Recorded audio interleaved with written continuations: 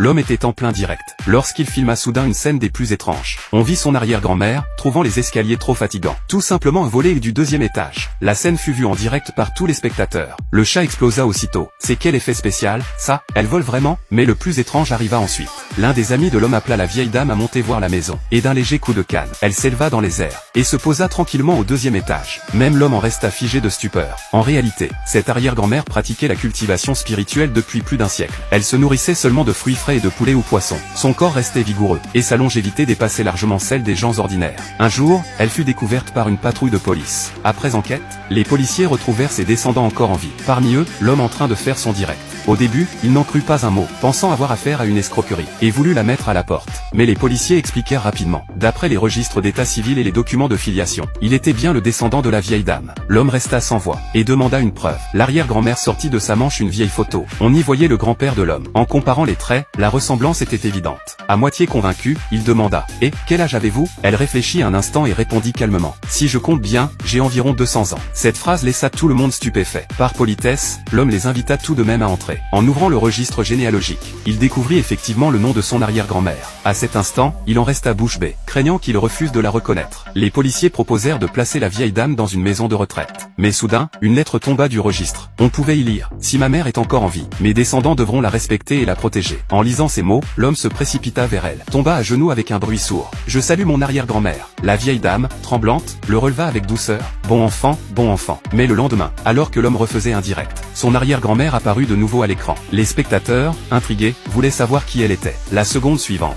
elle sauta encore une fois du deuxième étage avec légèreté. Le live explosa. Les internautes inondaient le chat de cadeaux virtuels. Faites-la venir à l'écran. L'homme la fit donc s'asseoir à ses côtés, et le direct atteignit plus d'1 million de spectateurs. Mais la liesse fut de courte durée. Le père d'une jeune fille entra soudain, et son regard laissait deviner un homme dangereux. L'arrière-grand-mère perçut aussitôt la menace. S'appuyant sur sa canne, elle s'élança encore une fois du deuxième étage. Le père resta pétrifié, ses gardes du corps aussi. Son fils l'entraîna à l'étage. Et là, ils virent sur le mur une rangée de vieilles photos. On y distinguait de nombreuses figures de haut rang, et, assise au centre, se trouvait cette même arrière-grand-mère. Plus stupéfiant encore, sur la photo, l'homme qu'il respectait tant, son puissant protecteur, était agenouillé devant elle, lui servant le thé. Le visage du père devint livide. Il comprit et c'en était fini de lui. En bas, les gardes du corps, ignorant tout, croyaient avoir affaire à une vieille femme ordinaire, et s'apprêtaient à agir pour le défendre. Comme prévu, l'un d'eux leva le poing pour frapper, mais avant même de bouger, il fut projeté en arrière par un seul coup de la vieille dame. Banc, il s'écrasa lourdement au sol, cracha du sang. Le silence tomba sur toute la maison. Tous étaient pétrifiés. Cette vieille femme, au regard si bienveillant, possédait une force que même les hommes les plus robustes ne pouvaient égaler.